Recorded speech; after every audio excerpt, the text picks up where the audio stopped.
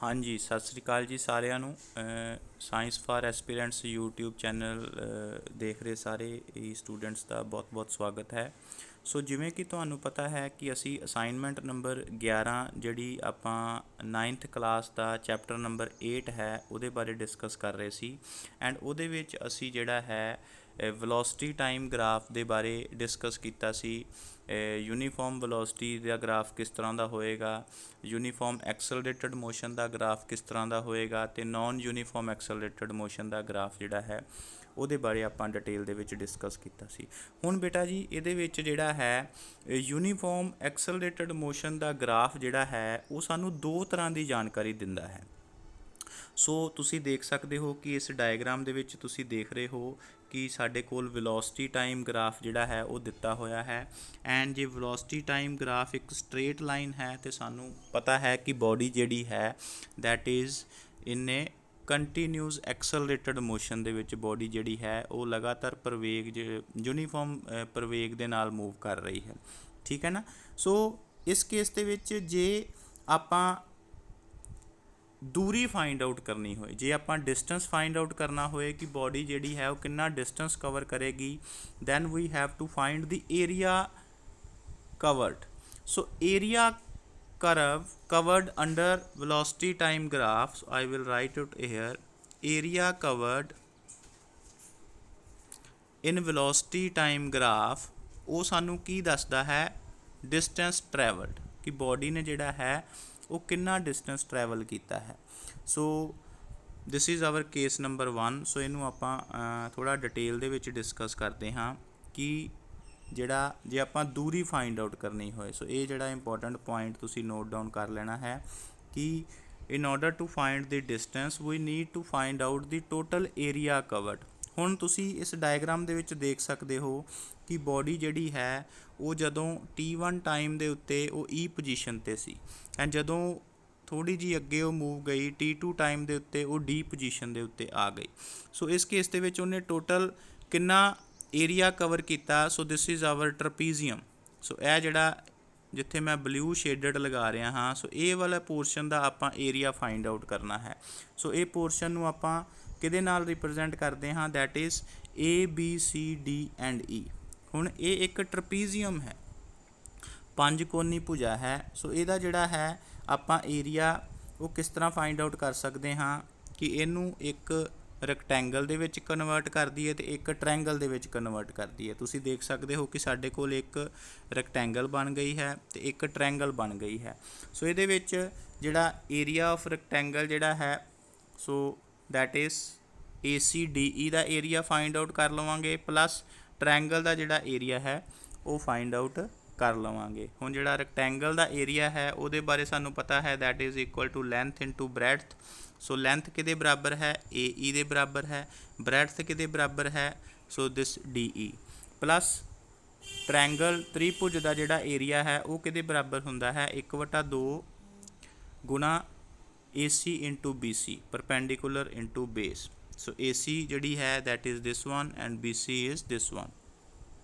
ਸੋ ਇਸ ਤਰ੍ਹਾਂ ਦੋਵਾਂ ਦੇ ਏਰੀਏ ਨੂੰ ਜੋੜ ਕੇ ਆਪਾਂ ਜਿਹੜਾ ਹੈ ਟੋਟਲ ਏਰੀਆ ਕਵਰਡ ਜਿਹੜਾ ਹੈ ਉਹਦਾ ਖੇਤਰਫਲ ਫਾਈਂਡ ਆਊਟ ਕਰਕੇ ਅਸੀਂ ਦੱਸ ਸਕਦੇ ਹਾਂ ਕਿ ਜਿਹੜੀ ਬੋਡੀ ਨੇ ਯੂਨੀਫਾਰਮ ਐਕਸਲਰੇਟਡ ਮੋਸ਼ਨ ਦੇ ਵਿੱਚ ਕਿੰਨਾ ਡਿਸਟੈਂਸ ਕਵਰ ਕੀਤਾ ਹੈ।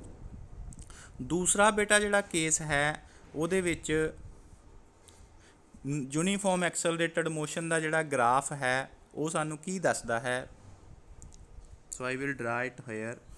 ਸੋ ਇੱਕ ਤਰ੍ਹਾਂ ਨਾਲ ਸਾਡੇ ਕੋਲ this is uniform accelerated graph, this is V, this is T and ਇਹਦੇ ਵਿੱਚ ਜੇ ਆਪਾਂ ਸਲੋਪ ਫਾਈਂਡ ਆਊਟ ਕਰਨੀ ਹੋਏ, ਸਲੋਪ ਜਿਹੜੀ ਹੈ ਸਲੋਪ ਆਫ ਯੂਨੀਫਾਰਮ ਐਕਸਲਰੇਟਡ ਮੋਸ਼ਨ ਉਹ ਸਾਨੂੰ ਕਿਹਦੇ ਬਾਰੇ ਜਾਣਕਾਰੀ ਦਿੰਦੀ ਹੈ, ਉਹ ਐਕਸਲਰੇਸ਼ਨ ਉਹ ਪ੍ਰਵੇਗ ਦੇ ਬਾਰੇ ਜਾਣਕਾਰੀ ਦਿੰਦੀ ਹੈ। ਸੋ ਇਹਨੂੰ ਤੁਸੀਂ ਨੋਟ ਡਾਊਨ ਕਰ ਲੈਣਾ ਹੈ। ਸੋ ਪ੍ਰਵੇਗ ਨੂੰ ਹੁਣ ਜਿਹੜਾ ਹੈ ਆਪਾਂ ਕਿਸ ਤਰ੍ਹਾਂ ਫਾਈਂਡ ਆਊਟ ਕਰ ਸਕਦੇ ਹਾਂ, ਸਲੋਪ ਨੂੰ ਕਿਸ ਤਰ੍ਹਾਂ ਫਾਈਂਡ ਆਊਟ ਕਰ ਸਕਦੇ ਹਾਂ। ਸੋ ਜੇ ਮੇਰੇ ਕੋਲ ਇੱਕ ਇਹ ਗ੍ਰਾਫ ਹੈ, ਸੋ ਇਹਦੇ ਵਿੱਚ ਮੈਂ ਕੀ ਕਹਾਂਗਾ, so this is V, this is T। So I will draw two perpendiculars. So ਇਹਦੇ ਵਿੱਚ ਜਿਹੜੀ ਮੇਰੇ ਕੋਲ ਇਹ ਵਾਲੀ ਟ੍ਰਾਇੰਗਲ ਬਣੇਗੀ, so that is triangle A, B and C। So ਉਹਦੀ ਜਿਹੜੀ ਸਲੋਪ ਹੈ, ਸੋ ਜਿਹਨੂੰ ਆਪਾਂ ਟੈਨ ਥੀਟਾ ਦੇ ਨਾਲ ਰਿਪਰੈਜ਼ੈਂਟ ਕਰਦੇ ਹਾਂ। So slope is equal to tan of theta. So ਇਹ ਛੋਟੀ ਜਿਹੀ ਟਰੈਂਗਲ ਜਿਹੜੀ ਬਣ ਰਹੀ ਹੈ, ਸੋ ਉਹਦੇ ਵਿੱਚ ਜਿਹੜਾ ਪਰਪੈਂਡੀਕੂਲਰ ਓਵਰ ਬੇਸ, ਸੋ ਸਲੋਪ ਕਿਹਦੇ ਬਰਾਬਰ ਹੁੰਦੀ ਹੈ?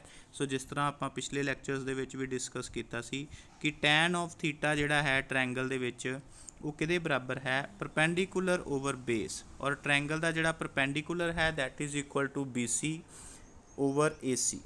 ਸੋ ਤੁਸੀਂ ਜਿਹੜਾ ਹੈ ਉੱਪਰ ਡਾਇਗਰਾਮ ਦੇ ਵਿੱਚੋਂ ਵੀ ਦੇਖ ਸਕਦੇ ਹੋ, ਇਹ ਟਰੈਂਗਲ ਜਿਹੜੀ ਹੈ ਸੋ ਉਹਦਾ ਜਿਹੜਾ ਪਰਪੈਂਡੀਕੂਲਰ ਹੈ this is BC and base ਜਿਹੜਾ ਹੈ ਦੈਟ ਇਜ਼ AC।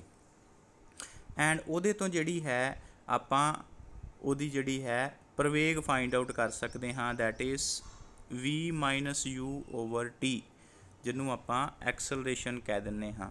ਔਰ ਜੇ ਤੁਸੀਂ ਪ੍ਰਵੇਗ ਦੀ ਡੈਫੀਨੇਸ਼ਨ ਦੇ ਬਾਰੇ ਦੇਖਿਆ ਹੋਏ, ਪ੍ਰਵੇਗ ਕੀ ਹੈ? Rate of change of velocity, ਕਿ ਬੋਡੀ ਦੀ ਜਿਹੜੀ ਵੈਲੋਸਿਟੀ ਹੈ, ਕਿਸੇ ਵੀ ਜਿਹੜਾ ਆਬਜੈਕਟ ਹੈ ਮੂਵ ਕਰ ਰਿਹਾ ਹੈ ਉਹਦੀ ਜਿਹੜੀ ਵੈਲੋਸਿਟੀ ਹੈ ਟਾਈਮ ਦੇ ਨਾਲ ਕਿਸ ਤਰ੍ਹਾਂ ਚੇਂਜ ਹੋ ਰਹੀ ਹੈ।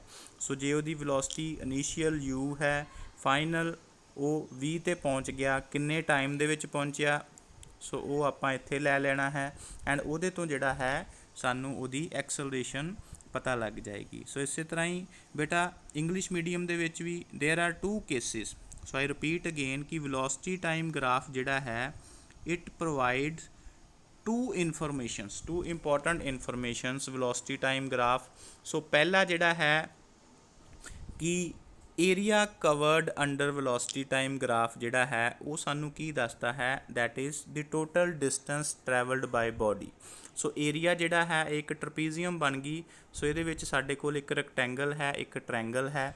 ਸੋ ਇਹਨਾਂ ਦੋਵਾਂ ਦਾ ਏਰੀਆ ਫਾਈਂਡ ਆਊਟ ਕਰਕੇ ਆਪਾਂ ਸਮ ਅਪ ਕਰ ਦੇਣਾ ਹੈ। ਔਰ ਦੂਸਰਾ ਕੇਸ ਜਿਹੜਾ ਹੈ slope of velocity time graph ਜਿਹੜੀ ਹੈ ਉਹ ਸਾਨੂੰ ਕੀ ਦੱਸਦੀ ਹੈ? Slope of velocity time graph ਜਿਹੜੀ ਹੈ ਉਹ ਸਾਨੂੰ ਐਕਸਲਰੇਸ਼ਨ ਕਿੰਨੀ ਹੈ ਬੋਡੀ ਦੀ, ਉਹਦਾ ਪ੍ਰਵੇਗ ਕਿੰਨਾ ਹੈ, ਸੋ ਉਹਦੇ ਬਾਰੇ ਜਾਣਕਾਰੀ ਦਿੰਦੀ ਹੈ। ਸੋ ਆਈ ਹੋਪ ਕਿ ਤੁਹਾਨੂੰ ਜਿਹੜਾ ਇਹ ਟੌਪਿਕ ਹੈ ਐਕਸਲਰੇਟਡ ਮੋਸ਼ਨ ਦਾ ਐਂਡ ਇਹਦੇ 2 ਕੇਸਿਸ ਜਿਹੜੇ ਹਨ ਉਹ ਸਮਝ ਆ ਗਏ ਹੋਣਗੇ। So if you have any doubt you can write in the comment section. Till then, goodbye. See you with some more exciting videos.